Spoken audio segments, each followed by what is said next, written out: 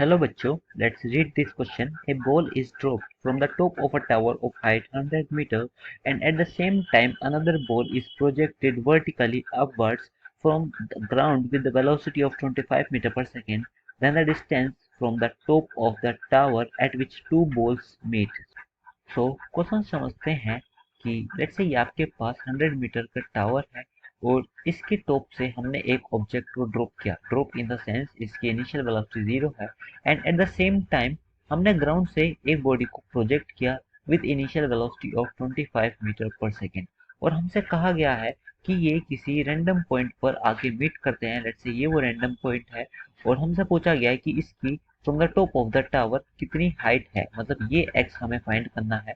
And इस question से related मैं आपको की कंसेप्ट बता देता हूँ कि इस क्वेश्चन में की कंसेप्ट क्या यूज होगा और जब भी ऐसा क्वेश्चन आए तो उसमें यही की कंसेप्ट यूज होगा।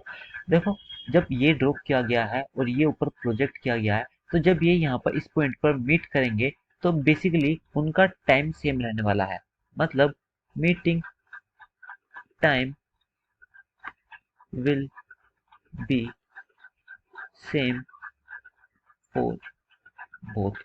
मतलब जितने टाइम में ये ऊपर से x डिस्टेंस कवर करेगा उतने ही टाइम में ये ग्राउंड लेवल से इतनी डिस्टेंस, ये टोटल हो जाएगी 100 माइनस एक्स, इतनी डिस्टेंस कवर करेगा।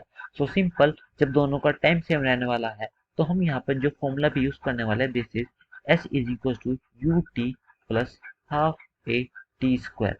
अब यहाँ पर ये सारी चीज वेक्टर क्वांटिटी है तो हमें साइन कन्वेंशन देखने पड़ेंगे। मैं क्या करता हूँ कि ऊपर की तरफ जो भी क्वांटिटीज होगी मैं उसको पॉजिटिव से लिखूंगा और जो नीचे की तरफ होगी मैं उसको नेगेटिव से लिखूंगा।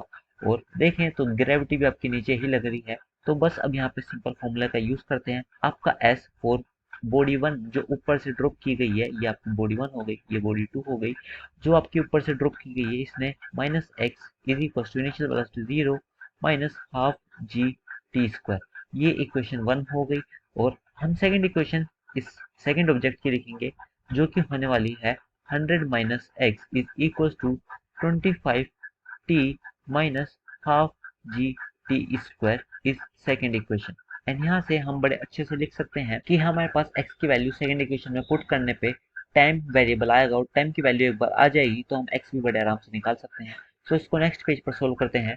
हमारे पास जो आया था this is 100 minus x is equal to 25 t minus half g t square और हमारे पास x की वैल्यू भी हाफ जी टी स्क्वायर थी।